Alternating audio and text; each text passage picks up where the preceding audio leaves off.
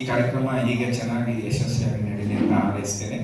ನಾನು ಇವಾಗ ಮೇರೆ ಜೀವನ್ ಸಾಥಿ ಚಿತ್ರದಿಂದ 1972 ಕಿಶೋರ್ ಕುಮಾರ್ ಹಾಡಿರೋ ಹಾಡನ್ನು ಹಾಡಲಿಕ್ಕೆ ಪ್ರಯತ್ನ ಮಾಡ್ತಾ ಇದ್ದೀನಿ. ಆಕ್ಟಿಂಗ್ ಮಾಡಿರೋದು ರಾಜೇಶ್ ಖನ್ನಾ ಅವರು, ಇಲ್ಲಿ ಆಕ್ಟಿಂಗ್ ಮಾಡ್ತಿರೋದು ನಾನು.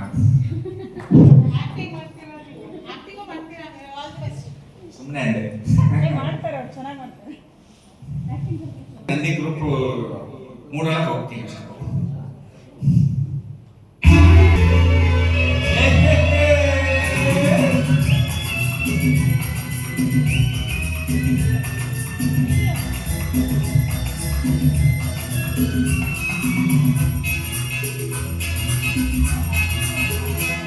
चला जाता हूँ किसी के तुम में धड़कते दिल के तराने लिए, चला जाता हूँ किसी के तुम में धड़कते दिल के तराने लिए, मिलन की मस्ती बड़ी आंखों में हजारों सपने सुहाने दिए हो, चला जाता हूँ किसी के धुन में धड़कते दिल के तराने दिए.